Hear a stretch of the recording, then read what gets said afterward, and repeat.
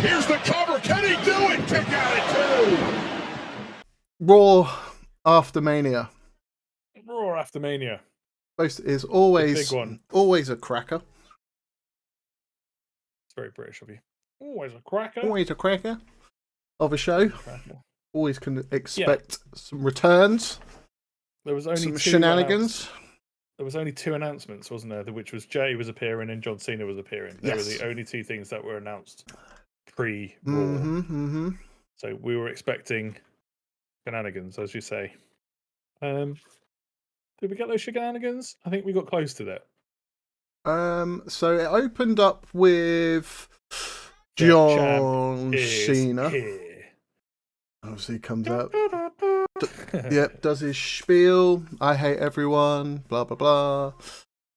I hate wrestling. I hate really wrestling. like this. Like I've gone back and watched it a few times. Like it is very John Cena, so it's quite passionate. It's quite involved. Do you know what I mean? Yeah. And then the end of it. Let's talk about the end of it, where he's like the end, the champ. I'm literally again watching it, and he holds up the title, and he's like the last real champion. Yeah. And then who sneaks out from under the ring and delivers an RKO out of nowhere.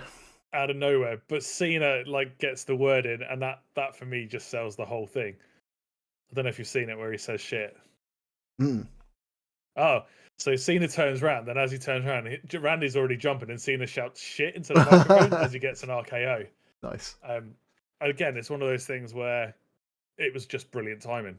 Like, and again, really interesting. They're setting up a Randy versus Cena feud. Well, it was interesting because again, it was just like, right, cool. If because we were like, right, what's the future if Cena wins? And we were looking, it's just like, right, cool. If Cena wins, he'll obviously have a feud with Cody. They'll feud for a little while, but it's just now it's like, oh no, fuck Cody. Cody's gonna be sidelined for a while now. He's probably gonna recover. Go play with your kid for a little bit. Yeah, play with his kid, his dogs, whatever. Who's gonna be in the picture? Fucking Randy Orton. Randy Orton's now back in the picture.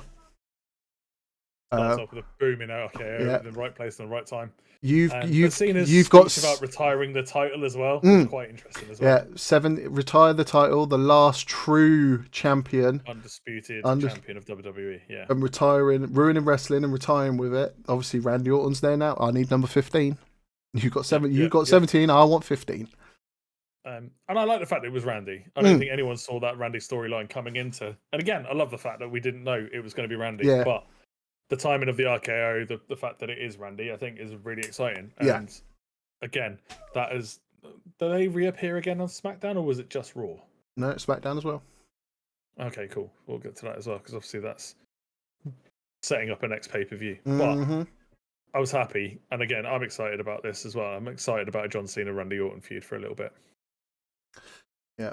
So that was a good start. So a good start. That's a solid B plus. I know it's not a match, but I'm going to give it a B because maybe a B plus actually, just for the RKO and the fact that John Cena said shit. Yeah. To be fair, John Cena doesn't swear. Yeah. He's a good boy. I'm not rating any of this stuff because it's more of like this stuff now is just I just want to talk about it. So rate it. I don't give a fucking shit about ratings anymore.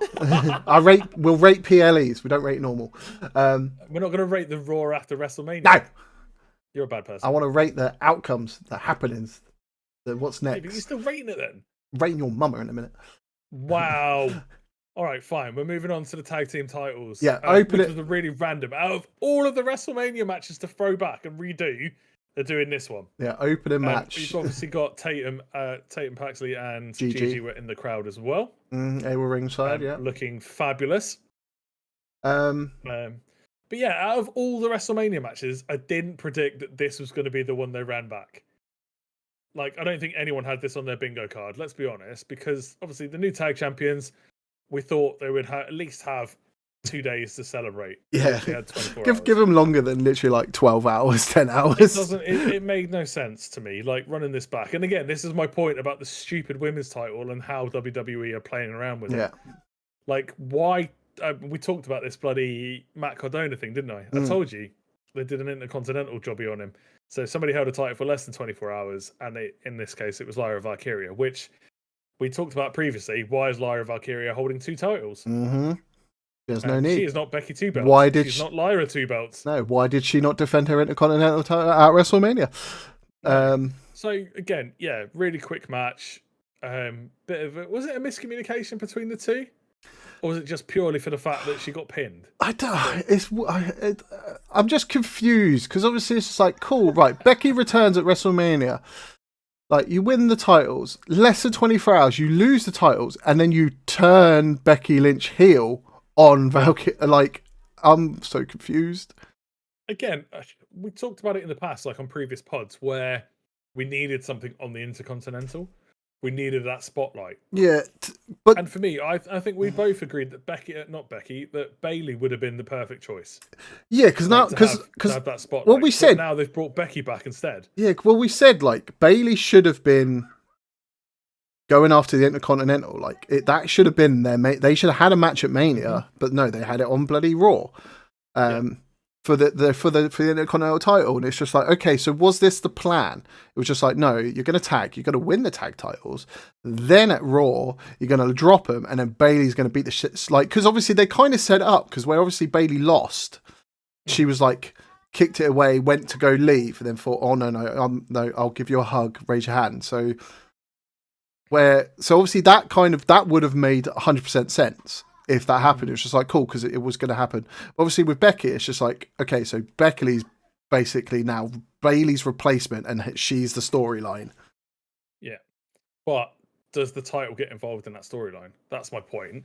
So, are they putting a spotlight on Becky to have the Intercontinental title, or Valkyrie, or is Valkyrie again that underdog to hold on to the title? Either way, it puts a spotlight on the Intercontinental, which I think everyone will agree it needs to have some spotlight. Because it's a title that's done nothing. Yeah. But why pick... No offense to Becky. I love Becky. Everyone knows I love Becky. But why pick Becky over Bayley? Yeah, considering that Becky has been absent for a year. Bayley's... No, I would be down for a Becky-Tiffany Stratton fight. Absolutely. But I can see it go in two ways. Valkyrie versus Bayley. Becky costs Valkyrie the title. Bayley runs with the title for a little bit. And Valkyrie and Becky have their own little feud. And then Bayley can elevate the title. I don't know. I don't feel that Bayley's quite out of the picture yet. I feel Bayley deserves that title run. And I will keep banging that drum until they give her a title again. But again, it's another one of those things. Like, are they just... And it also is just like, okay, are you just doing a Becky Lynch heel turn because fucking Seth's doing a heel turn? Like heel Becky is very interesting, and it does open the door to things like what happens on Raw. Does she eventually get integrated into that? You know what I mean? Like the stuff that happens at the end of Raw, does Becky then become part of that storyline as well? Yeah, it'd be interesting. Or again, I'm going to keep using Bayley as an example. Just I feel bad for Bayley, man. Like she needs something. Maybe they put Bayley into that storyline. I don't know. We'll see. In terms of the match was poor. Yeah. Like they took the tag titles. Bayley needs to be put in. She earned her right to be in the Intercontinental picture. She's worked her ass off while Becky's been sidelined for a year looking after a kid. Like why Bayley's... That's not a bad thing, by the way. No, I'm not saying that. Yeah, I'm not saying it's a bad thing. Oh my god, you had a kid. How dare you? But for Bayley, it fucking sucks. Like you get taken out of Mania for Becky's return. And and now you're just like, what? Nothing. So exactly. So yeah, we'll see what happens. But I think Valkyrie's going to drop the title. Who, if it's either to Becky or to someone else, that's fine. And then there is a bit more of a storyline with her and Becky to come. Yeah. In terms of the tag titles, this goes back to my original point. Like the belts are hot potatoes. It makes me angry. Split them across all three brands again, and let's have a proper tag team division for the women. Anyway, but interested to see a heel Becky because we've never really seen a heel Becky. We've seen a very much an egotistical Becky, but we've never seen a heel Becky. Yeah, I can get... Yeah, we'll just see. Can you get behind a heel Becky? There's the question. Yeah, I can. Why not? Okay. I don't know. That's what I'm asking. I'm not sold on it. I'll wait and see how.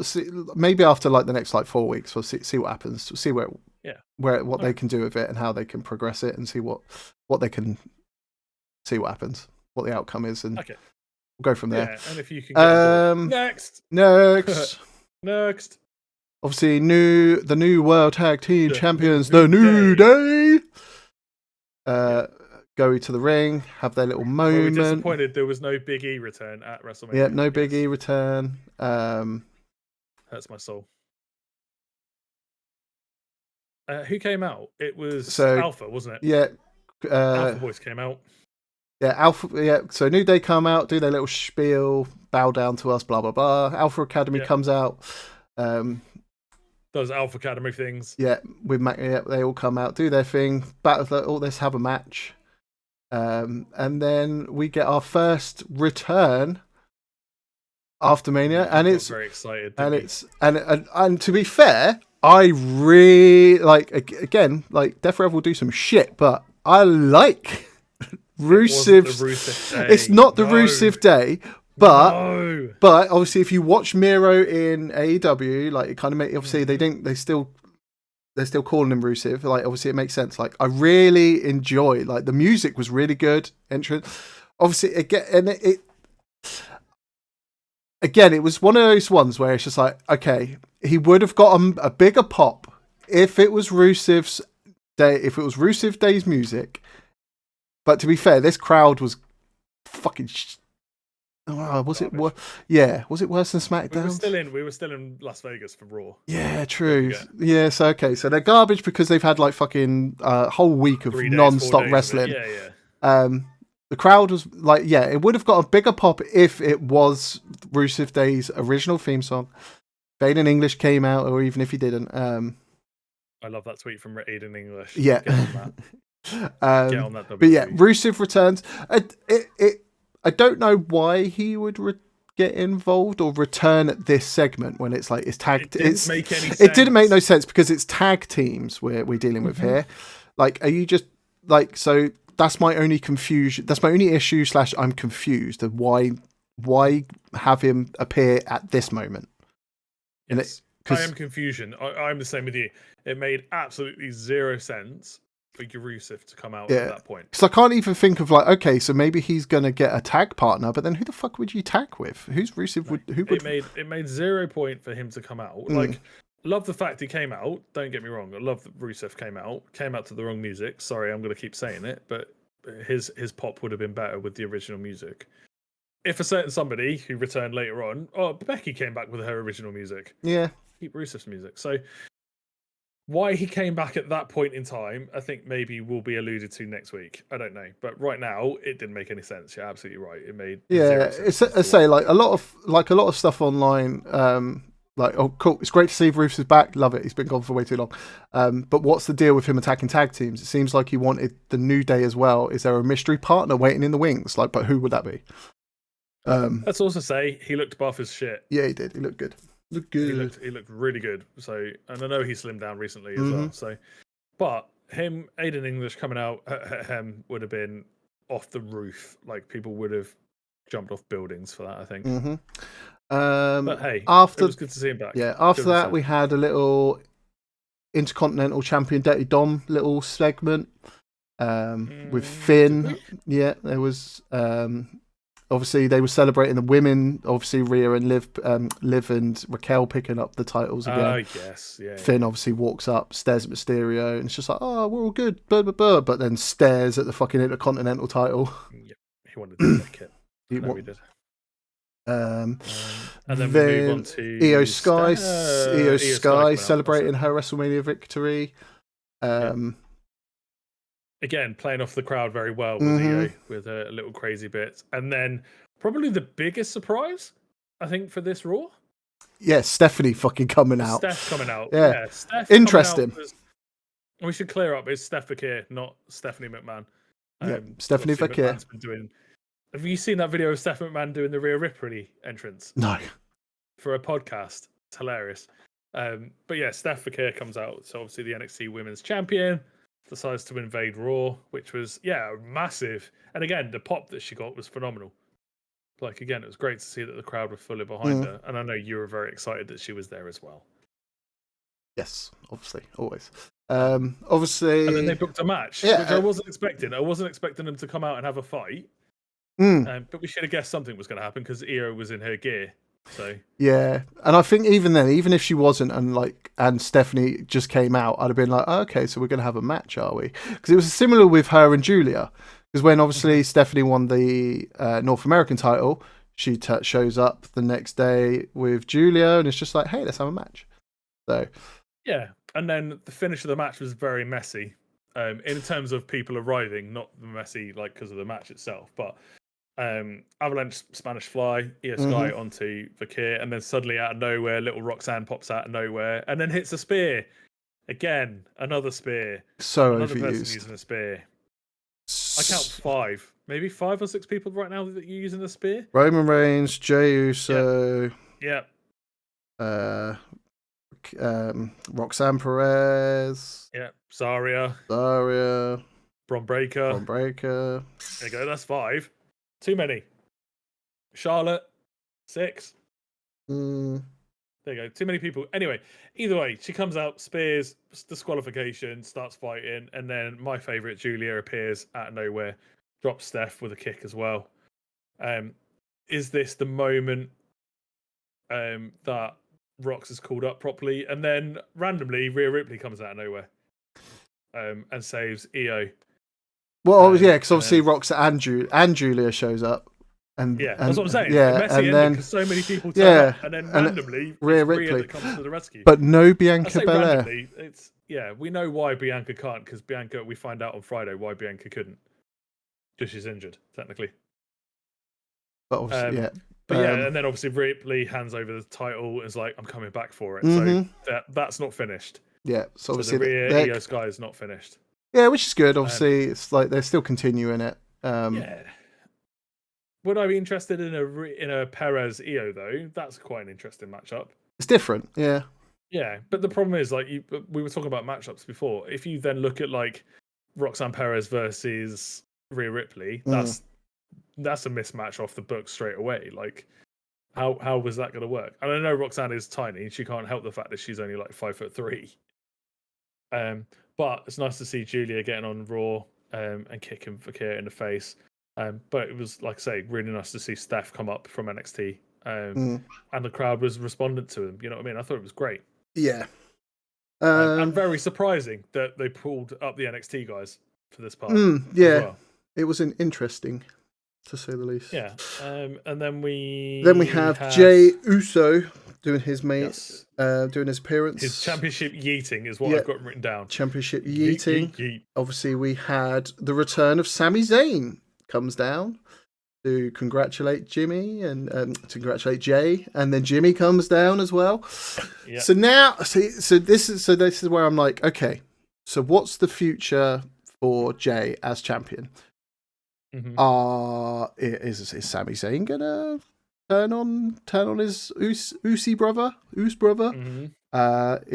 Jimmy gonna turn on him and they're gonna have another feud? Like, I don't know what's next. Obviously, Gunther obviously attacked Pat McAfee and Michael Cole, and he's now fined and suspended until further notice. Yeah. You just kind of skipped a massive part. Okay. We'll go back in a second. But we'll come back. You're right. But I'm just trying to think, like, what's next for Jay with that title. So I thought during that segment when Sami Zayn came out, I thought Sami was going to turn. That's what I think. I think a lot of people's initial thought was like, "Oh shit, Sami's going to turn on him." I'd be down for that, but I can't see Jimmy turning against Jay right now. I think it's the wrong time for that. But Sami needs to be integrated into something, into some program, and I could see Jay and Sami going at it for a little bit, but they didn't pull the trigger, which is really interesting. So are they setting it up for another backstab along the line? Yeah. And again, Gunther is going along the roads of Cody Rhodes, so taking a bit of time off because he's been indefinitely suspended. Yep. When he comes back, you might have the Pat McAfee match, maybe SummerSlam. Hope not. That's what, 3 months time, 2 months time. So Gunther versus Pat McAfee at SummerSlam, maybe. Why not? Why not? I don't know. I do like the fact that McAfee had Michael Cole's back though. Good job. Yeah, I don't like Pat McAfee though. No, I know you don't. But in between that, we had the Karrion Cross moment as well. Yeah, I was going to say. Yeah, was more angry. Which yeah, is, I was going to say that's the next bit. I was going because you want to talk about this AJ Styles Karrion Cross moment. Go for it. Yeah, Karrion Cross, man. Like everyone has been talking about him recently, like cooking, like all this backstage stuff, and like the more I dig into it, it's been really interesting to see. Obviously, he did Bloodsport over the weekend of WrestleMania, so went and did that. Same as Natalia. We've not really talked about that because that's really interesting as well. Because Natalia's now doing a independent date. She's now fighting for the title, GCW title. I want to say. But again, WWE expanding the horizons, where Natalia's doing an independent show, which is very interesting. But Karrion Cross, AJ Styles got into it, wanted the old angry AJ Styles. You know what I mean? Karrion Cross's character over the last year, I think, has been really interesting, developing into this guy that is like his t-shirt's like obviously the puppet master, where he's trying to pull the strings and stuff. And one of the things that I kind of wanted to talk about was that podcast that he went on and then had that 1 minute 30 rant, which turned out to be a work, which was really interesting because at the time I thought it was a genuine like show of emotion because of the way Scarlett was kind of like looking at it. Off the back of it, all of his merchandise on WWE is sold out. Damn. So we've been talking about connecting with the audience and people getting pushes and stuff, but everything that has Karrion Cross's name on WWE Shop is sold out over the weekend because of the stuff that he's done over the WrestleMania weekend, which is phenomenal. Put him into some sort of title match, put a belt on him, or put him front and center in a massive storyline, whether it be against AJ, whether it be against Jay. See, that's what I mean. I would have put him, AJ Styles, against like Bron Breakker for the Intercontinental. Yeah. I'd have put him in. I'd have put both of those in that title mix. Which frustrates. It's too early to take the belt off Dom. I think Dom's going to have the belt for a couple of months. You know what I mean? And I think eventually that will go to Penta anyway. I think we've all kind of agreed that Penta's going to pick up that belt at some point. It will either that, or that he's going to drop it to Finn. That'll be Finn leaving the Judgment Day. Karrion going into the US title picture, which we'll get to, because that is not messy, but there's a lot going on there as well. Like the US title right now, I think is too busy for Karrion Cross. But could Karrion Cross potentially be a Jay opponent down the line? Potentially. That would be an interesting one. Again, talking to Sammy in his ear, talking to Jimmy in his ear. You know what I mean? Like as a manipulator. Yeah. But I just think some of the character work has been phenomenal with Karrion Cross. And I'd like to see more of him wrestle as well. You know what I mean? Like we know he can wrestle. Same as Scarlett. Like Scarlett is beautiful and she needs to be on telly more. Yeah. But yeah, I'm really interested to see what they do with this character and what they do with Karrion Cross because of the things that has been going on with him recently. Yeah, I hope they just don't fuck it up like they normally do. But this is the first time like Triple H has had a slow build character as well. Like, so this has been going on a while, hasn't it? So let's see. But I'm really interested to see where Karrion Cross goes, and let's see where he goes. Yeah. Okay, cool. So we've done the Gunter. Gunter is now suspended indefinitely forever and ever. Amen. Blah blah blah. Then we've got the first title defense. Of Dominic. Dominic versus Penta. Is it the first singles loss for Penta? I think it is. It is clean. It is not clean, but it was still a loss. It's still first pinfall loss.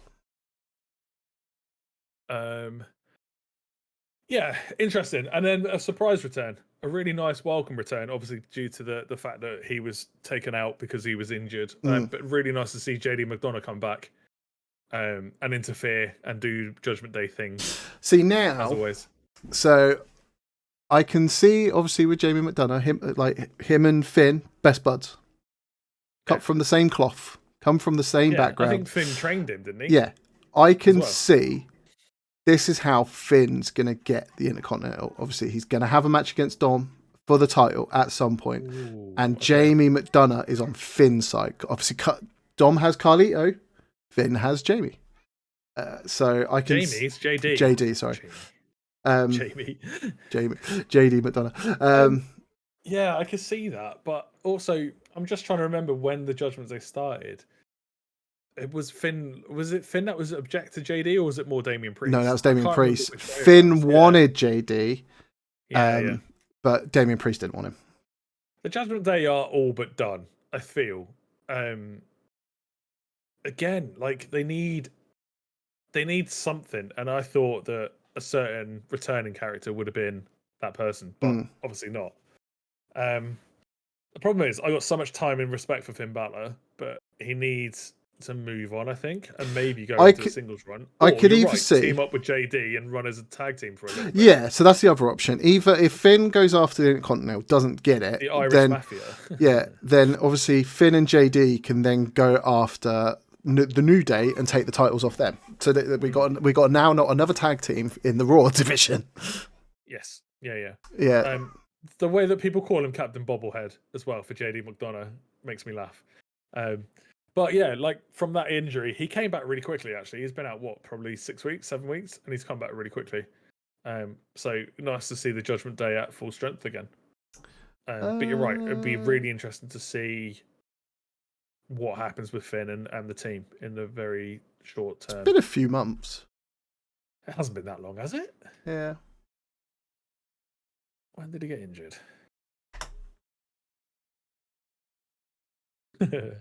I've just clicked on a link. It's like JD McDonough didn't know he had a big head until fans pointed it out. He had a fall injury in a Raw match in January. He's been out since January. Okay, yeah, fair. All right. That's fair. Then obviously we get into Seth, Paul Heyman, the big thing. Obviously all the fuck you Heyman chants. Yeah. But I love that. I love the fact that the crowd was so into it. Yeah. Again, it's one of those things where they've automatically connected with the storyline. The crowd hated it. Very typical Seth Rollins entrance. Mm-hmm. Paul Heyman being Paul Heyman, given the microphone. Obviously then who comes out first? Punk comes out first, doesn't he? Yeah, obviously and then Rollins goes on. I'll give you a hug. So Rollins, like, he took a wise man from Roman. He stole CM Punk's best friend. Winner of WrestleMania. Blah blah blah. CM Punk's music hits. Obviously gets the pop that CM Punk always does. Comes down, goes into a brawl with Seth. Yeah. Then goes after Heyman, and then that's when Seth then gets the jump on him again. Gets a stomp, and then OTC. Get your finger up. Yeah, there you go.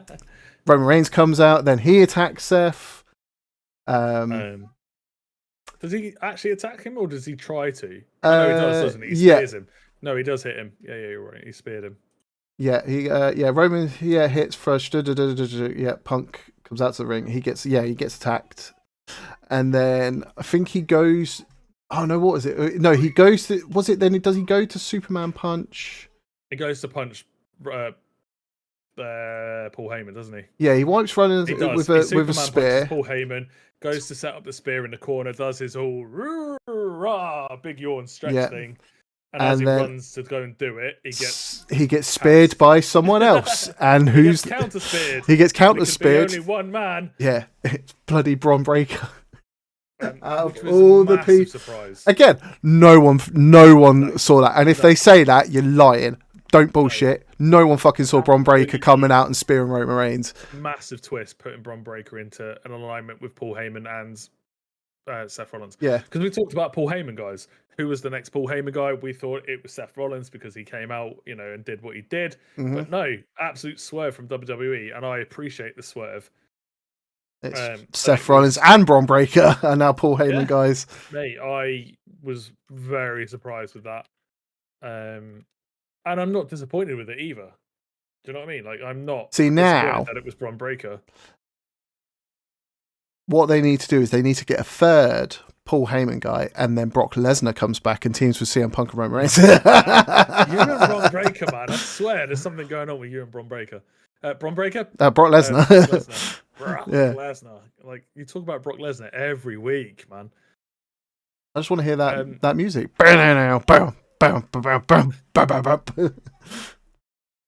Yeah, they need, there's talks of reforming the Shield, there's talks of reforming Evolution. you know, there are potential, and it's really interesting. So you've got Seth as the old guy. You've then got Braun as the up and coming, which would have been the Randy Orton. But then you need a guy that's been there in the middle. You know what I mean? And I don't think we've got that middle person. I couldn't give you that middle person. Yeah, and it's interesting as well because it's like Paul Heyman's come out and said like this is going to go all the way to WrestleMania 42, like this whole Seth Braun breaker. It's like, so we've got a full year of this Heyman, Seth, and Braun together. Like, okay, so that's plus whoever else they bring in. But obviously Roman Reigns has said that because his contract's coming up to an end shortly, and he's only going to sign for another 1 or 2 more years, and then he's done. Yeah. So we've got, and obviously, like, I don't know when his contract comes up. Obviously, this could be the. So yeah, so it'll be interesting to see. So obviously, we know we've got this feud that's going to last for like another full year. Yeah. So CM Punk, Seth, Braun, and Roman. So that's basically their storyline set for the next year. Yeah, but I still think they're going to add more people to this alignment with Paul Heyman, and I'd be down for a woman. I'd be very happy for a girl. Again, whether it be Becky, put Bailey in there, put someone in there. You know what I mean? Like, yeah, kind of. I think with them turning Becky heel, kind of makes sense for her to join with them. So it's like she's but like that's predictable. And one thing they haven't done this, especially over this WrestleMania weekend, has been predictable. There's been some predictability, but a lot of the surprises have absolutely hit. Braun Breaker, absolute surprise. Seth Rollins aligning with Paul Heyman was a bit of a surprise. You know, the returns, we were expecting all the returns. Great that we've got the returns. I'm very happy we've got the returns. So, yeah, it'd be really interesting. Even Rusev, man. Put Rusev in with Paul Heyman. I'd be down for that. Yeah. Rusev and Braun. Really good Raw. Because it sets up the next, like you say, it's set up the next year now of some stories. Not every story, but it's set up quite a few stories for the next couple of months at least. At least till we've got Backlash, and then we've got whatever's beyond Backlash, SummerSlam, etc., etc. Yeah. So good. Cool. NXT. Go for it. NXT. So NXT, following on from Raw. So we had announced the Women's Tag Team Championship for Liv Morgan, Raquel, and Gigi versus Tatum. Liv Morgan and Raquel, man, pulled triple duty over WrestleMania weekend. Yeah, they which did. Is mad, especially because WrestleMania night 1, they were out partying. We've seen that video. Yeah, we have. We've seen that video. And then the other announced one was Steph versus Roxanne Perez for the Women's NXT Championship as well. So we kicked off with the Women's Tag Team Championship match, which was Liv Morgan and Tatum Paxley, Gigi, etc., etc. This was actually not a bad match. Again, if we had a women's tag team title in NXT, there's plenty of women in there to hold that title or fight for that title. But again, I don't think it was unsurprising to anyone that the champions were Liv and Raquel holding onto their titles. I couldn't see the titles changing hands again, like twice, 3 times in 3 days would be a little bit on the extreme side of the WWE. Yeah, it would have been a bit mad. It wasn't a bad match. It was decent. Even, like I say, after 3 days of wrestling, like it didn't feel like Raquel or Liv were slowing down in any sense or form. Interesting that Gigi and Tatum think no Shotzi. Normally Shotzi's with him. Shotzi was on the pre-show when they won the opportunity. There was like a little video segment where they were like, "Oh, I get to do this with my best friend," and Shotzi was there and they all hugged and stuff. But yeah, bit of a weird one that she wasn't around. So. There was 1 or 2 little moments of stuff. Tatum Paxley hit a 450, which was wicked. Yeah. I don't think I've ever seen Tatum Paxley hit a 450.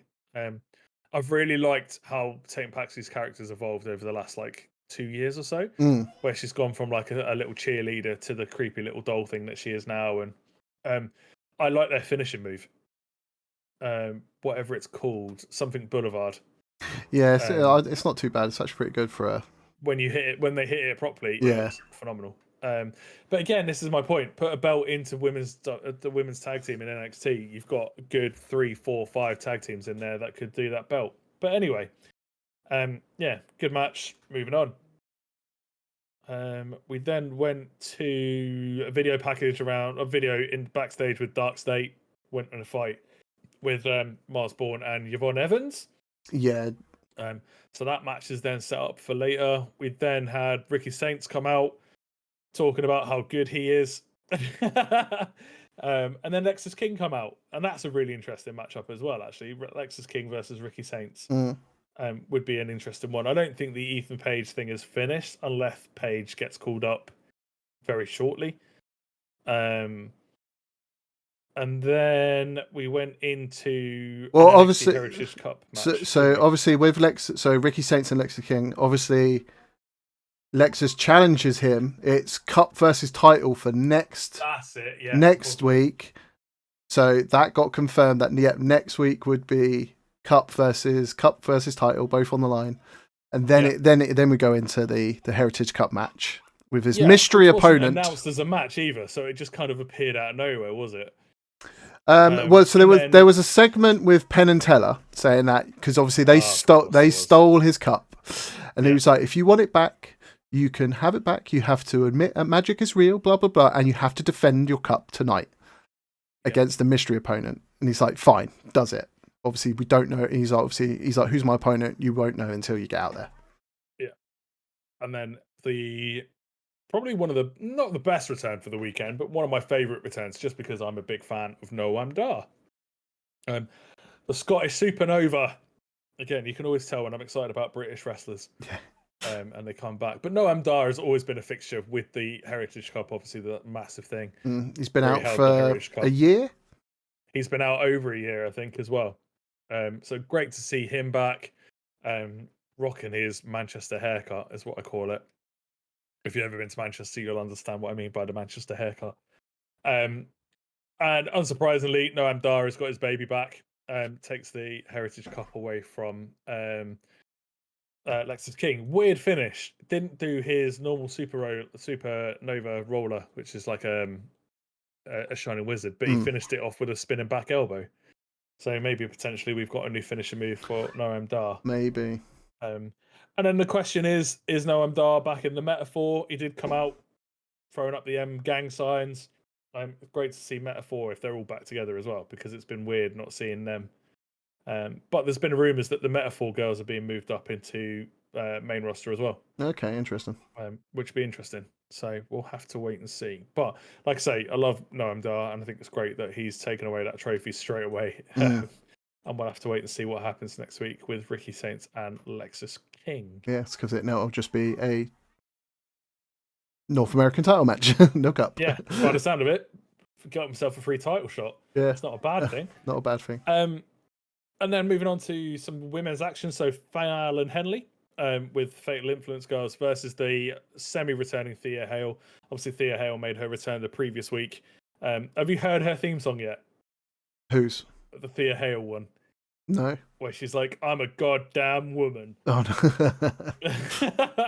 no. And she's playing into that role quite well. So she's kind of moved away from the Chase U stuff. And then, again, a really quick match, which is a shame because, again, people like Fallon Henley was absolutely talented. Thea Hale, very talented for being so young as well. But Thea Hale wins with the Kimura. So she's keeping the Kimura that she's been using for a long, long time. And tapped out Fallon Henley because it was, I want to say, what's her name? What's the other girls from Fatal Influence? There's I can't Nyx, and it's the other one I can't think of. I apologize. But she's the one that's like, I can't get rid of her. She's always a thorn in my side. And Fallon's like, oh, I'll get rid of her, and then it doesn't make it work. So yeah, cool to see Thea Hale back in. Jane, that's her name. Oh yeah. Jane. So that match, that will be another storyline to carry on as well. So Fatal Influences versus Thea Hale will carry on for a couple of weeks. And then my favorite little segment was the Stacks and the Luca one, where they're out in the middle of nowhere, very Breaking Bad style. Yeah, there's a few. Then later, obviously the heel turn. We've talked about the heel turn of Stacks. Yeah. Stacks then calls him, tells him where to meet. He meets him out in the middle of the desert, and it kind of ends really abruptly with Luca kind of realizing that he's about to either get kidnapped or whacked. And that's it was a really good segment because you weren't really expecting it, but then when it's happened, you're kind of like, oh, I should have seen that happening. Yeah. before it done. So I love that. I thought that was really good. And again, continues the storyline from Stand and Deliver. So we're really looking forward to seeing that as well. Mm-hmm. And then the big boy comes out, Obafemi. Mate, Yeah. I love Obafemi's entrance music. I don't think there's anything better right now than Obafemi's music. And then it was him talking away. Did Trick Williams come out? Trick Williams. Yeah, he did. came Comes out. out first. Yeah, because I know there was interruptions. Trick Williams comes out and does the Trick Williams things of demanding a one-on-one match, and then everybody's favorite Scottish man, not Noam Dar, but say his name and he will appear. Mighty Joe Henry reappears on NXT. Again, really big surprise that Joe Henry was still around for NXT to come out. And then called Trick Williams a whiny bitch, which I loved. I love to see it. I love the Joe Henry. If you've seen Joe Henry work, like the banter work that he does, the theme songs that he makes up of people are phenomenal. So again, doing it all on the spot was really good to see. Henry notes that he was wrestling at WrestleMania. Trick Williams was watching it. And then everybody starts to fight everyone, which is good to see. And then it's just Femi and Henry standing down at each other. I'm up for that match. I'm up for an Obafemi Joe Henry match. Sort of whatever the next pay-per-view is for NXT. So it's just getting the NXT universe and Joe Hendry ready for his full contract sign-in with WWE. It's just like it's just setting it up. Take the money. Yeah. And here we go. You're no longer in TNA. You're now a WWE superstar. Come on over. Yeah. And I think is it the right? I think we've talked about it before, don't we? Is that the right thing to do for Joe Henry to come into NXT? I think so. And then I think go up to the main roster. I think, but he could go straight into the main roster. Yeah, but he's basically done what Jordan Grace done. He got to the top of the ladder in TNA, the TNA World Heavyweight Champion. That's as far as you can get in that company. There's nothing. Your next move is to change brand. Come to NXT. Yeah, I get that as well. So the next PLE for for NXT is either Saturday night's main event or Battleground. And I can't remember if Battleground is a NXT exclusive or if it looks like it's an NXT exclusive. Yeah, Battleground is the next PLE for NXT, which is in the end of May, in about a month's time. Which will be interesting. So Battleground might be the Joe Henry Obafemi match. Probably. I don't know what main event will be this year because you've got Backlash on the May 10th, which is in a couple of weeks' time, and then main event is on the 24th. So not sure. Yeah. And then World Collide is a couple of weeks later. Money in the Bank is June 7th. Yeah, NXT Battlegrounds on May 25th. Yeah. Worlds Collide with AAA NXT June 7th. Yeah. Then Money in the Bank also June 7th. Yeah, that's going to be wicked. That's going to be a wicked night. Then Evolution supposed to be for July. Okay, that'll be interesting. Then goes. But yeah, Battleground has always been a good pay-per-view for NXT. So yeah, I'm happy with the Joe Henry Obafemi Battlegrounds. Bring that on. Mm-hmm. Put that in my veins. I'll be happy with that. Put that in my basket. The only concern I ever have about Joe Henry is his finishing move, which is the standing ovation, which is that one-handed choke slam. Oh, yeah. Can you imagine him trying to pick up Obafemi with one hand? Yeah, it's not happening. I look forward to it. If he can do it, I am down for it. But let's see. We then had a backstage segment with Sol Ruca Zarya meeting the tag team champions. Again, hinting at a match down the road. Mm-hmm. So again, that could be a battleground match or a TV match, but I'm happy for that. And Sol Ruca with her tag, with her belts, and then Zarya defending her. That looks good. No turning just yet. Trick Williams backstage, crashing out, throwing stuff everywhere like a sport toddler, like Charlotte Flair. I shouldn't say that. She'll come after me. And then we come on to potentially one of the last matches of the night, which is the Javon Evans, Miles Bourne, and Dark State match. Again, not really anything to write home about, with a nice, easy win for Dark State. With the powerbomb this time, so it was a two-man powerbomb instead of a triple powerbomb. But again, nothing really to talk home about. It was a bit of a weird match. It's like the no catch quarter crew all came out, didn't they? But didn't really get involved and kind of watched Miles Bourne kind of do nothing. And it's just it's a weird match, especially for Javon Evans. You've gone from like main event in Stand and Deliver for the NXT title into like some random match against Dark State. Yeah. Like, what's the point? Or is he the leader of Dark State secretly? No, I'm joking. We're still expecting Trick Williams, weren't we? We talked about Trick Williams becoming the head of Dark State and stuff, but we'll wait and see. And then we get another backstage. There's a lot of backstage stuff on NXT this week. There's a lot of talkie this week. Far too much talkie. Where we've got the tag team set up with Noah, Yoshiki, and Jensen. Is it Jensen or Briggs? No, it's Briggs. Briggs.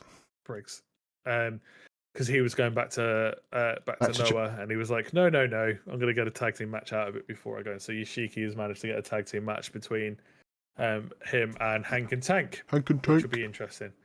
I can't see Hank and Tank dropping the titles this early. Not straight away. Hopefully not. No, they won't do it. They won't do a Becky Valve. They won't do a women's tag team. They won't do a women's tag team thing because it's an actual NXT tag title. Yeah. We saw Tony D'Angelo and Rizzo have a quick conversation where Tony's like, don't trust anyone. You can't trust anyone. Trust me. You're in a hotel room. You're safe. Blah, blah, blah, blah, blah. Then we get Lexus King attacking Ricky Saints backstage. Again, Ethan Page was backstage. There. So much backstage this week. Yeah, with Ethan Page standing by his side. Yeah, and then I think Ethan Page has been told he's going to have to wait for his title chat, because obviously, but knowing Ethan Page, he'll get involved in the match next week. Yeah, so probably. We'll have to wait. And then probably my favourite part of NXT this week was Andre Chase finding the briefcase. Then we're back. And we are back. But we're not just back, Liam. We're fucking back.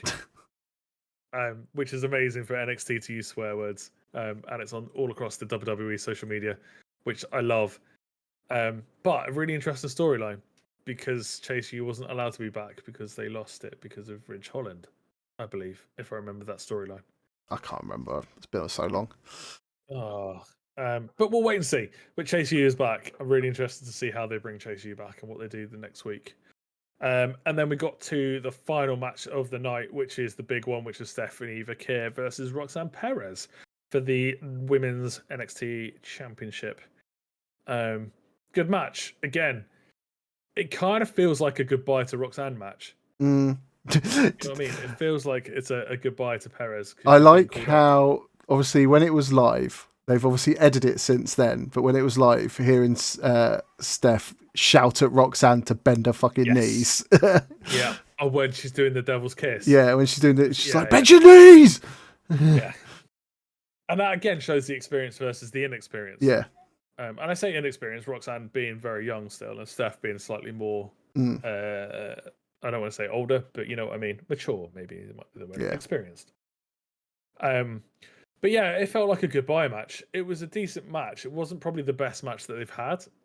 I think there's been better matches, but again, it kind of set up Roxanne's loss to then move on to bigger and better things on the main roster. Obviously, you had Julia come out at the ramp, and then you had Jordan Grace watching up from above as well, just to kind of signify that everything that we've seen so far is not over.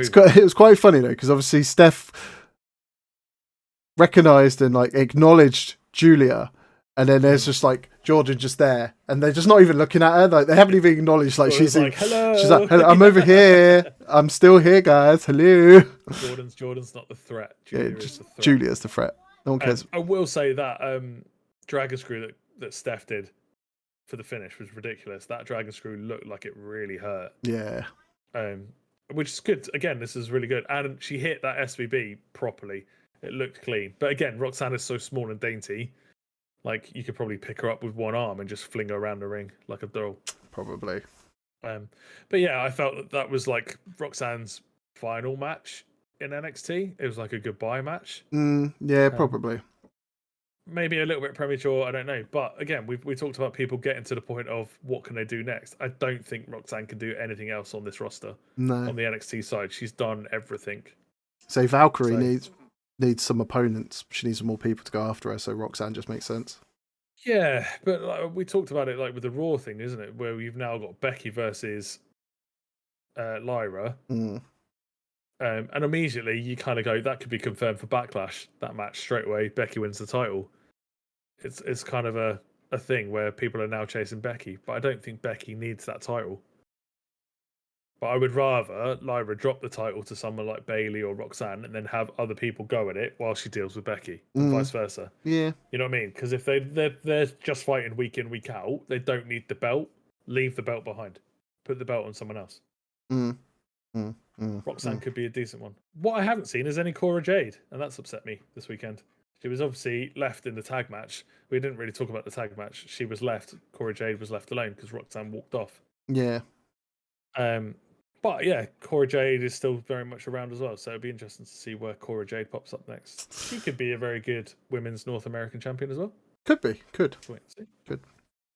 And that was NXT. I thought NXT was a really good, solid NXT after a very good stand and deliver. Yeah. With the return of both Chase U and returning Noam Dar, I thought it set up some nice stories. Yeah, the continuation with the D'Angelo family and what's going on there. So the only thing that just didn't make sense was Javon getting on, like, getting involved. Yeah, that's the only thing I'm just like, well, this makes no sense. Coming off from Stand and Deliver in a main event, the NXT Other than title. screen time, it doesn't make any sense, does it? That's the only thing. That's the only, like, why did he not get involved in the Trick Williams thing? And yeah. We're just gonna have to wait and see what they do with Javon Evans. Mm-hmm. Cool. You can talk about SmackDown if you want. Let's go. So then we had SmackDown. Obviously, we opened again with John Cena. More talky. I forgot to say NXT. 20 minutes of talky at the beginning of NXT. 20 minutes. That's never happened. SmackDown was half hour. This was 30 minutes. John Cena, SmackDown, 30 minutes. Yeah. Obviously, but before, so John Cena obviously comes out. He's got the belt on backwards. 30 minutes. Still got the black screen, just John Cena. Comes out. But before he can say anything, Randy Orton music hits. Randy Orton comes out. They have their little segment. Blah, blah, blah, blah, blah. John Cena then throws him the title, hits him with the microphone, but then still gets an RKO at the end of it. Not much more you can say about that. RKO for his troubles. Yeah, for his troubles. For his troubles. Which we love. Yeah. Just setting up, and that basically and obviously they confirmed that at Backlash it will be John Cena versus Randy Orton for the title. Yeah. That is the first confirmed match. Fight. Obviously the main event for Backlash will be John Cena versus Randy Orton. Yeah. Then we go into Fraxium versus Los Garzas. So, amazing call up for the Fraxium boys to come up to SmackDown the weekend after, not even the week after WrestleMania, during the week of WrestleMania, I suppose we could still call it. Fraxium is now fully fledged SmackDown members. They are main roster. What an absolute acquisition for SmackDown. Like, it's a weird one. And I'm really on the fence about it because the SmackDown division is so full. It's so full. And the tag team division is so full.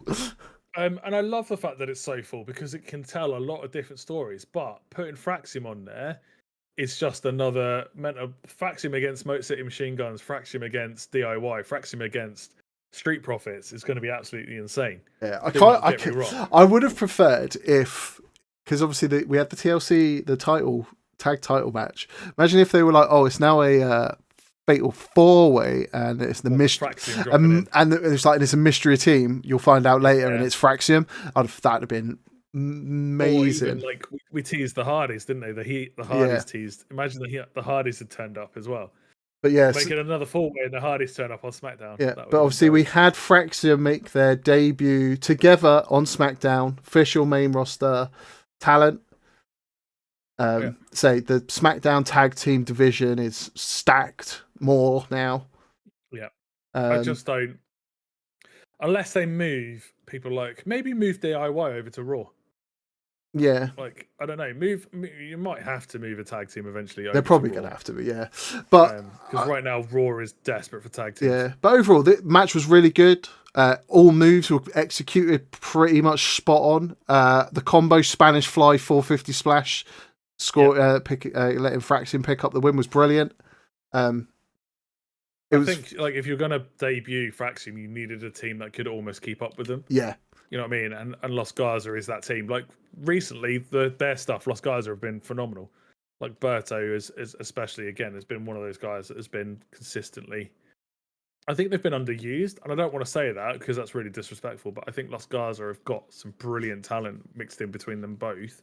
Yeah. But I think Fraxium was the right time to bring them up and have them as the right opponents. So yeah, really excited to see what SmackDown does next, especially against, like I say, Street Profits versus Fraxium. Yeah. Put that at Backlash. Down for that. I'm down. Book that match, Nick Aldis. Book that match. Book it now, bitch. Then, so following on from that, we had Tiffany Stratton come to the ring to celebrate her win over Charlotte Flair. And then she gets interrupted by Jade Cargill. And I was just like, interesting. Okay, so initially I thought, okay, so they've done it again. It's just like, you've had your Mania match, like that. She even said, she's like, I'm done with Naomi. That's in the past. Yeah. Think again, bitch.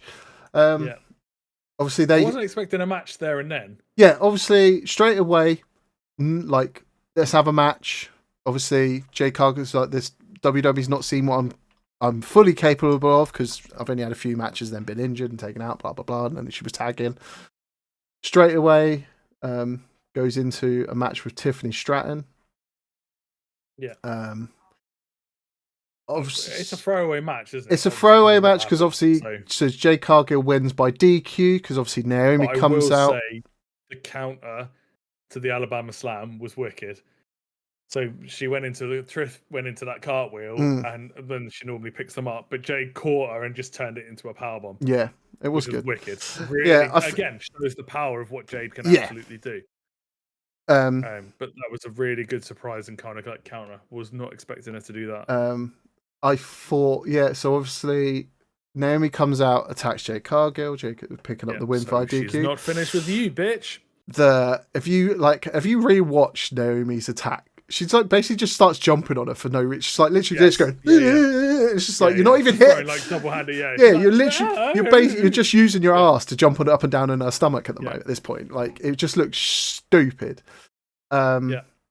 So they roll out the ring, and then Tiffy's doing Teffy things, and then here comes the immovable object. And then mountain. A minute, like blah blah blah. Then Nia Jax then shows back up. The returning Nia Jax shows back up, attacks Tiffany, and then does the really shit Annihilator. Have you seen that? If you go back and watch it, she stops herself halfway down. And then sits down. I feel like because she no, just commit. I think like I feel like if they're going to keep doing that to that move, she needs to stop doing it altogether and just come up with do a power bomb, sit down power bomb, just commit to it. Just sit on them.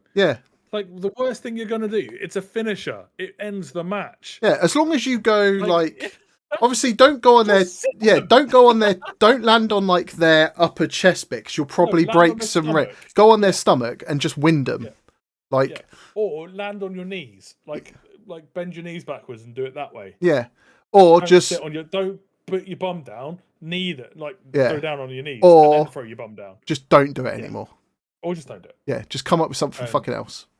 Don't know because the old one was the leg drop. It was like the Hogan leg drop, wasn't it? Oh, she still does. She does that, but it's not like a finisher, and it's just a signature. So either commit to it or find something else. But the returning Nia Jax obviously then opens the door now for a Nia Jax / Tiffy fight down the road for the title. One would assume. Are we bored of this storyline? A little bit. But we've not really had the Nia Jax full story against Tiffy, have we? Really, we've not really had the finish to that. So. We'll have to wait and see. But Jade Cargill coming back and doing a Tiffy fight, I'm down for seeing that as well. It'd be interesting. Maybe Tiffy, maybe it'd be a triple threat. I was thinking Nia versus Jade. That would be number one contenders match. Yeah, maybe. Or just a bit of power there. Or just straight up triple threat. I can't see Jade hitting Jaded though on Nia Jax. but I'd I like would to see be well it. impressed. I would, but I'd like to see it. It'd be great. Paid to see it. Um, Absolutely. then we get the Solo Sikoa, Jacob Fatu. I love you, Solo. I love you, Solo. Obviously coming out to celebrate Two things. Celebrate a title, coming back to the family, to the bloodline. Solo obviously being all high and mighty and saying that he made it happen because he bought, and obviously Fatu basically telling him to shut the fuck up and say there was a lot of what chants. What? Yeah. What? Obviously, he brought it back to the family with no help from Solo. Didn't need the help. And then we get L.A. Knight. yeah, LA Knight then comes. Yeah, Which wasn't a surprise, but it was nice to see. LA Knight comes out, gives him credit for beating him, like fair, middle of the ring, but said it won't happen again. Surprisingly, then Drew McIntyre comes out next. Yeah, he wants a rematch right there, right now. And then LA Knight. Yeah, to me. LA Knight demands his rematch there, right then, right now. You love a rematch, you do. Rematch clause. Love that rematch clause. Rematch clause. You love Been there since day one.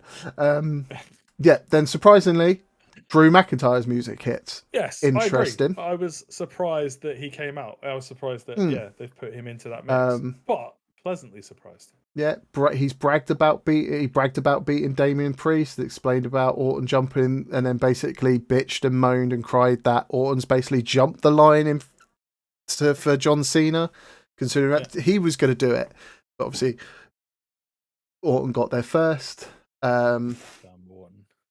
Interesting, obviously.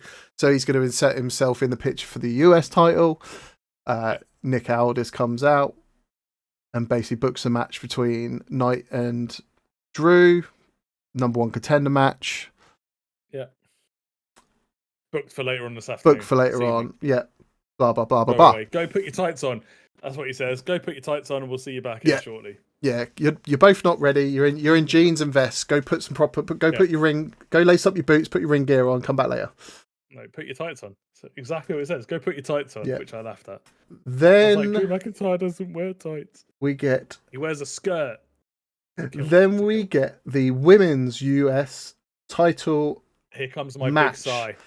Versus Chelsea Green, the current champion, versus Zelina Vega. Go for it, Ben. What are you going to say? Go on. No? No. What's your beef? What's your problem? Just no. What, you don't like Zelina Vega? I like Zelina Vega. Don't get me wrong, right? So she has grafted over the last 12 to 18 months to get where she is. Absolutely. But the whole premise of Chelsea Green is built on that title right now. Like the whole president thing, the whole respect her, the whole Secret Service, all that kind of stuff is built on her having that title. To take that title away, it not necessarily is going to change the character, but I don't know if it's working when she's chasing the title. You know what I mean? And Zelina Vega finally getting the title, absolutely right. Like she's deserved the title after all these. It's like Natalya. It took Natalya, 10 years to get a title? So don't get me wrong, but I don't understand the decision to give her the title. I think it's more other because than the fact that it was in Texas.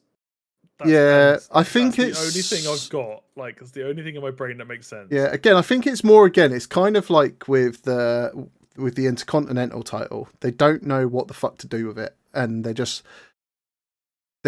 not really. Vega's the only one who's gone after Chelsea, and Chelsea's held it since day one. She is the longest reigning. Yeah, so it's just kind of like, I don't know. I don't think they don't know what to do with it, because I think Chelsea, like I said, has built this entire profile around it. You know what I mean? So Zelina Vega was actually born in New York, so it makes less sense. I thought she was born in Texas, but it makes even less sense that why they took it off her. So it's gonna, unless they can explain, like obviously unless the storytelling after this week gets better and they can explain it, maybe that's why. We can kind of see why they've done it, and if they can't, then I don't have fun eyes. I just don't know why they've. I have no idea why. We'll wait and see. Like I'm always interested to see. Yeah. Right now, the title being changed. I mean, the social media stuff is hilarious. If you've not seen it, go look at Chelsea Green's Twitter feed. Yeah, it's absolutely hilarious. And again, that tells the story. It continues the story, but they've got to put the belt back on her at some point, and it's how long it takes for the belt to go back on it. Mate, rematch clause. You and your bloody she's rematches. entitled to a rematch. They probably will hold it off till Backlash. Probably. She'll probably have like a little Problem is, break. Vega will win it again at Backlash. It won't change hands this quick. We'll see. But yeah, no, it was a solid match. But I just, again, Chelsea Green in the ring just doesn't get enough time for me. Like, she's wicked in the ring, and they just don't. It was it was a short match. It wasn't that long. It was a TV, what we call a TV match, right? It's like a 2-3 minute match. But again, this is a kind of thing that should have been at WrestleMania. Yeah. Like, then, yeah, and especially because of the match at the end of the night, should have been on WrestleMania. So why not put this? This could have been a kickoff show match. No offense to the women, but it would have been on WrestleMania. Like, why hold it off? Yeah. So frustrating. Then we had a little segment with Melo Miz. Obviously, that medallion is horrendous. It's so horrible, isn't it? I saw that and I was just like, Miz presenting that chain to Yeah. Melo, which is essentially a gold version of Andre the Giant's head. Yep, just got Andre the Giant's Creepy massive shit. face, huge medallion. Yeah. And then the Miz is like, I'm going to go outside and make an announcement. Yeah. And it's like, oh, what are you going to say, bro? Basically, he's pissed off that he's basically been sidelined and no one takes him seriously anymore. And he's been in the company since day one. Talks about John Cena, talks about Randy, blah blah blah blah blah. And then I've headlined WrestleMania. Yeah, he's beaten John Cena at WrestleMania, blah blah blah blah, and then fade to black, and we get the return of Aleister Black. Same music, same entrance, brilliant. Don't touch his music. Do not touch his entrance. I legitimately got goosebumps when I heard that riff. When I heard that riff, I was like, God, yes! Not touch this music. And then he came up on the little platform, and I was like, it's done. I am so happy they've kept it all the same. A man is ever truly good. But his return A man was is stronger ever than truly Rusev's. evil. Agree, disagree? I think it was there. To be honest, we agreed SmackDown crowd was still dog shit. They weren't that good. Right. He got his pop was. It was there. It could have been fucking better. Yeah. I think maybe it was more because we knew his return. Like, we didn't know when Rusev was coming. We knew Aleister Black was coming on the 25th. Mm-hmm. That was set in stone. It's been teased for the last couple of weeks. So it could listen to the live reaction now. Yeah. You're right. The crowd is not there. The crowd's not there. I guarantee if it wasn't, but again, would it, like, again, I don't know why he's coming out and interfering in the Miz, because they're kind of like a tag team. Down for that. Like knocking out the Miz. Yeah, it wasn't quite a clean black no, match, not the yeah, Miz not was a little bit too close. Yeah, just a tiny bit too close. But I could see him knocking out the Miz. I could see him knocking out Melo, and then moving on to bigger things. But I think if you're going to have someone like Aleister Black come back, you need someone like the Miz. Who is that person that you can? I'm just hoping now, because obviously, if you never watched it, like, Black was massive in NXT. He held he was NXT champion like multiple times. He was huge. He got brought up to the main roster. Great. They did fucking nothing with him. Yes. They made him do promotions in like dark rooms. Yeah. And he basically did absolutely fucking nothing. And it was just like, this is dog shit. What have you done to Aleister Black? He gets released in 2020, in 2021. It was like, it was like June. Like June 2021. Gets released. I'm just hoping now he's back, that they fucking do something with him. Whether they build him as a singles person or they get their own House of Black faction within WWE. Obviously, name something else, because they can't use House. Yeah, you're right. 2021, 2025. It was with AEW. Massive. Yeah, so hopefully, like, whether they he has a singles run. Obviously, I don't want him to have like. I'd rather him be singles, like a single type in the single run. Yeah. Obviously, he's another person that I would love to see in the Intercontinental picture, because he could fit in with the likes of Penta, Finn. He's wrestled all of them, hasn't he? Yeah, that's it. He's wrestled them all. So I'm just really, really hoping they don't fuck it up this time. This is your second chance to do something proper. You can say the same that about Rusev as well. Like Rusev coming back, he needs to be involved with something straight away. Yeah. That's what I mean? But his return doesn't open the door. Like his return, attack the tag team. It doesn't make any sense. Yeah, Bruce Black coming out hitting the Miz. Yeah, it opens the door. Ruse's return didn't make sense because it was to beat up 2 tag teams. So it was like, okay, cool. It would have been better, but then because it also fucks up because obviously with Bron Breakker now becoming a Paul Heyman guy, I've been like. Yeah. Rusev versus Braun for the Intercontinental title, because that's what I mean. It didn't make sense for them to like drop it to Dom, because I was like, you could have had Bron Breakker versus Rusev, like 2 massive guys. That would have been an awesome match.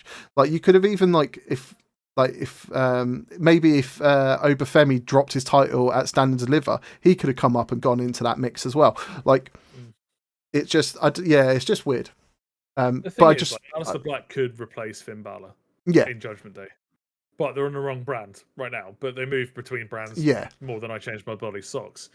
So for me, like that's a storyline with itself. Like Finn getting kicked out and Aleister being recruited and they go full dark, or he takes Finn and they become fully dark with JD McDonough.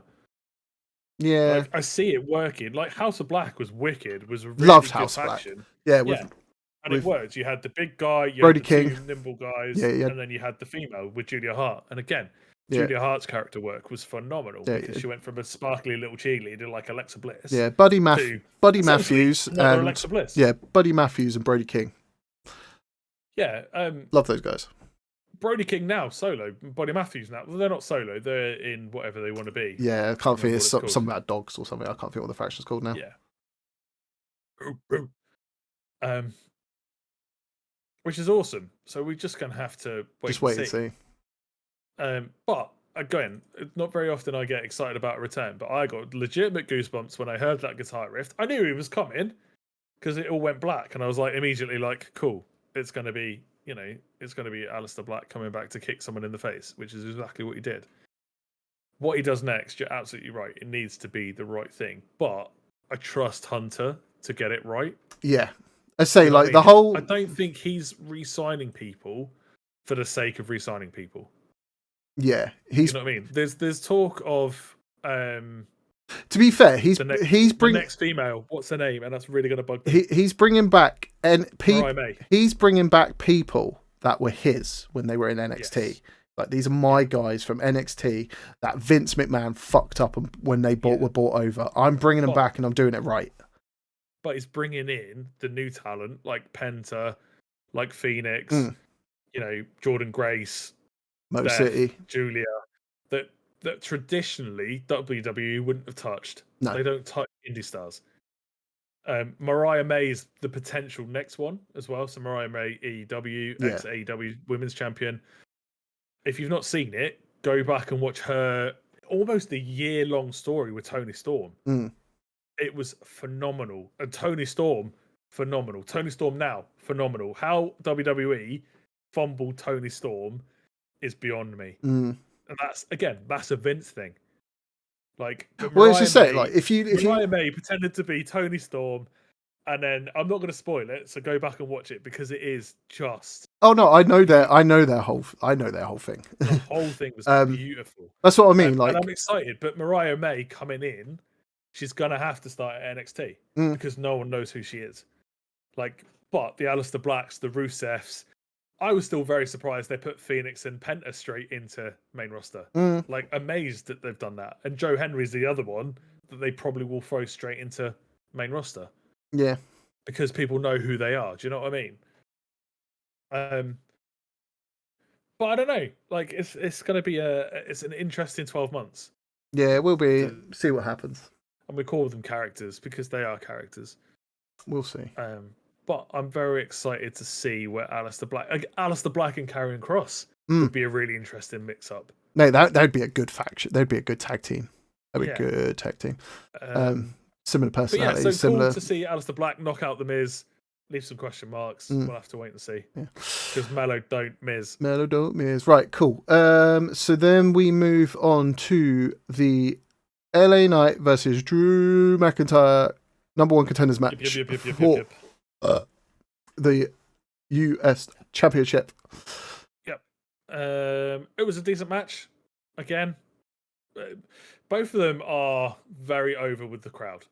Yeah. Like LA Knight, we don't need to talk about LA Knight any more than we need to, and Drew McIntyre's the same. And we've talked about, you know, previous champions, or even current champions not getting over with their stuff. But LA Knight, you know, has had that continuing motion now for what, 18 months, where he's absolutely like into the crowd. So for me, I think this was the end of the United States picture, and I think this is where LA Knight moves over. I don't know. Maybe that's just me. Drew McIntyre being entered into the US title picture, I didn't have on my bingo card, but I'm here for it until he can go at Cena. Yeah. But yeah, it was interesting. Obviously, Damian Priest got involved in the ending, disqualification, but Drew McIntyre won the match because of the disqualification. So Drew McIntyre technically is now the number 1 contender.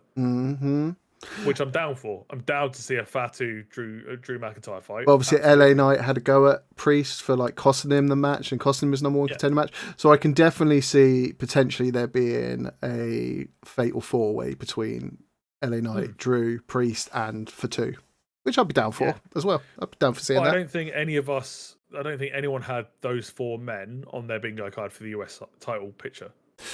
Definitely not Drew. Out of all of them, not Drew. But I liked how they like introduced that in. This is the reason why, because Randy Orton's basically just jumped ahead of the queue and just inserted himself as the next number 1 contender for John Cena, so which he was going to do. So I liked how they've done it. And then I'm very excited to see that title picture because, again, sorry, before we move on, if he wins, it cements him as the title, as the holder. You know what I mean? Yeah. Like, Fatu needs to beat some big names, I think, and I think Drew and Priest are those 2 big names. He's beaten LA Knight. He's got the title off LA Knight, you know. But technically, LA Knight has got a bloody rematch clause. Bloody hell, Ben. Speak English. So maybe that's what he does. Maybe you're right. Maybe it's a triple threat at. Just inserts himself or maybe into even it. a 4-way at Backlash. We'll anyway, see. We'll see. And then we go on to the main event. That 100% should have been at WrestleMania. This should have been the tag match at WrestleMania, not War Raiders New Day. No offense, 100%. Like nothing against those guys, but this. We know it was a sponsored event. It's fine, but it doesn't make it right. This should have been Street Profits versus DIY versus Motor City Machine Guns TLC tag title match. Why this wasn't? This should have I would have replaced so many matches at WrestleMania for this match. Yeah, it was everything we expected it to be, and a little bit more. And more. And again, like we talked about the NXT guys, like going out and showing the world what NXT can do, like over the WrestleMania weekend, stamping their authority. People like Motor City Machine Guns just reminded everyone what they can do when they're given the green light. I still, and I say this out of love, would have liked to have seen Pretty Deadly in that match. I would have loved to have seen a 4-way. Yeah, I would have thought it would have been an extra tag team in that match would have just made it. Although it was a 25, almost 30-minute match, I would like to have seen Pretty Deadly in that match because I think they've earned that. You know what I mean? I think they earned it throughout the year. Yeah, it's one of those matches. It was where everything we wanted. Yeah, it was one of those matches where there wasn't a single one team that outstood the most. All of them did a brilliant job. They were all perfect. Yeah, absolutely. Like the skull and bones through the table. The only thing I was being nitpicky, man. Like the skull and bones through the table was wicked. If he had climbed the ladder and done it off the ladder, it would have been better. That's the only thing. Like I was looking at things like going, but they're, and again, this is no disrespect to anyone in it, they're getting old. Yeah. You know what I mean? Like Motor City 10 years ago would have absolutely climbed to the top of that ladder and jumped off the top of that ladder. And now, like they're at the point in their careers where they kind of got to look after themselves a little bit more. But it was pretty much everything you wanted in in a crazy TLC match, and it's crazy to say it was 5 years since we had the last one. Yeah, I didn't like seeing Ciampa without his beard. I found out why. Yeah, he had, busted his chin open. He busted his chin. Yeah, so he had to shave it. Yeah. But it's growing back kind of quick. Yeah, there was some really crazy spots in that, but that Skull and Bones through the table was pretty good. The ladder setup. Oh, the craziest thing, the prosthetic leg. Yeah, I know. What was that? Was the most improvised thing I think I've ever seen. That was brilliant. And it was completely improvised. Yeah. Like, and I think I sent you the Twitter feed of the guy that recorded it. It was like, he used my leg, and it's just like the fact that that he could do that mid match and go, yeah, I'm going to use this guy's leg and start beating people with that leg is just phenomenal. That leg is now worth a lot more than it was. Yeah, but that's the point about the Street Profits, man. Like, how good were they in that match? Like, and they've been on the sidelines for so long, and then they get given an opportunity, and they absolutely showed the world why. Yeah, they should be in the equation more often. Yeah. Obviously, retaining their titles, which is the right choice as well. The Dawkins putting Ciampa through the table with again another spear. The homage. The homage. It didn't. It was. It wasn't my favourite. Like, I feel like they were obviously trying to make sure it was safe. Obviously, they would make sure it was safe, but it wasn't like it was back in the day when Edge did it to Jeff Hardy. That was a spear off the ladder. Yes. Yeah. Obviously, no table. They put the table in to break the fall. Yeah, I initially thought was the wrong way round though. Yeah, I thought with the landing, I thought Dawkins like busted his knee or something because he landed I was like, oh, that's going to be an injury. But and that's why I think the table was the wrong way. I think having it lengthways was the wrong way. If they had it widthways, it'd have been. They both could have landed on it a little bit more. I still don't like, and I know this is a safety thing, and I know we're looking after wrestlers. I don't like the refs holding the ladders. Yeah, I get why they do. Obviously, it's safety. On that spot, you could see both the refs were holding the ladders. Yeah, well, Dawkins is a big guy, but I think it was I feel like they should have. We like the risk. Yeah. Do the risk without the holds. Like the women's match, the women's tag team match, the North American match, there was no referee holding. During any of that match. They should have got Ford to do the spear. Because I feel like, because Dawkins is a big guy, and that's why he landed on his knees rather than like landing like flat. Yeah, it would have. He's the big guy to do it, and that's why it makes sense. But yeah, but it made that oh my god moment, that holy shit moment, that oh my god, a big guy. Same as the air raid crash through the ladder. Tommaso, that was a nice little move as well. There was some really good stuff in it, really good stuff throughout the entire match. Like, I can't pick one part of the match that I was I was disappointed in, other than the fact it wasn't at WrestleMania. Yeah, that was literally that was a WrestleMania. That match would have saved night one more. Yeah, absolutely. Yeah, I don't want to argue because I can't argue because you're absolutely right on that point. That, it's just it boggles my mind. That is shame on you, WWE, for putting that on SmackDown. Missed opportunity. Yeah, but, you fumbled at the 4-yard line, at the 1-yard line. You fumbled at the 1-yard line and missed it. Like, it should, when it was announced before Mania that it was going to be on SmackDown. It's just, what the fuck are you doing? Yeah, that's what I mean. Like, there was. We talked about it, didn't we? We talked about it when we did the picks. When we did the picks for it, we did it because it puts eyes on SmackDown after WrestleMania, which is, from a commercial point of view, the right thing. From a fan point of view, probably wasn't the right thing because we wanted it as part of WrestleMania. But I'm so glad the match happened. But like I said, the only thing for me, I just wish they would have put in the boys. The boys. Yeah, good old Pretty Deadly. But yeah. But really excited now to see Fraxium on the roster. And again, Fraxium versus Street Profits, I'm absolutely down to see as well because that'll be a quality match as well. To be fair, Fraxium versus Motor City versus Street Profits, for any of those guys like DIY, it's going to be a good match. Sign me up. Yeah, take my wallet. Take my wallet. Take my money. But yeah, take my money. It's been a long week. A lot of a lot of things coming out of WrestleMania, a lot of things coming out of NXT, a lot of things coming out of Raw and SmackDown as well, which is essentially what you want for the next 12 months. We've got some storylines, but we have some storylines to build. Do you know what I mean? Like, but I think the whole week as a whole, the week was probably, if I graded it, like a B plus. Yeah, I think. I think a lot of people are negging on WrestleMania for just the reason of being negative. I think there was some really good positives out of WrestleMania. Was it the best WrestleMania? no, Not at all. But there was some really good stuff in and around WrestleMania. So Stand and Deliver was wicked. Raw, as always, was wicked. I say as always, I think last year or the year before Raw was really, really bad. Like there was nothing. A couple of years ago, it was either last year or the year before, where we went into Raw and there was nothing. There was no returns. There was nothing. We were all expecting it, and it just didn't happen.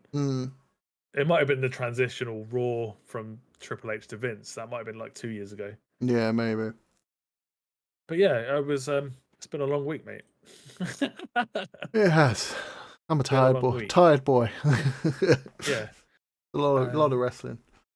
A lot of pain. Yeah, excited to see what the next 12 months are. Yeah. For WWE, you know, we've come out this side of WrestleMania. Like I say, we've got some returns, some new faces, some old faces. We're just gonna have to wait and see where it takes us. How AAA gets involved as well. I'm really interested to see how AAA fits into the bigger business of WWE. So, yeah, just a waiting game now. But yeah, it's just I agree. I'm excited to see what they're going to do. I'm interested. I'm hooked. Like, there's not one story that I'm like, I don't care where this goes. I'm interested. No, I want to see where this goes. I want to see what you're going to do next, and hopefully they do it justice and do it right. Otherwise, I will be the one to complain, along with others. We'll be here each and every week to complain about it. Yeah. Whereas this week, I don't even know if there's a Raw preview yet for this week. Actually, I've not even checked. I don't think so. Normally we get a Raw preview. It is Sunday. There's normally something. Probably come up later because we normally do this quite late. We're doing it. We did this extra early because there's so much to talk about. We have just done 4 hours almost of talking. Yeah, it's gonna be a long old episode. I'm gonna split it up in sections. It's a lot easier to digest. It's a lot easier because I don't think anyone wants to listen to us talk for 4 hours. No, even an hour. I don't want to talk to you for 4 hours. In fairness. But cool. But as always, thank you for watching. Don't forget to like, comment, and subscribe. Tell us what your thoughts were on WrestleMania in the comments below, and we will see you next time.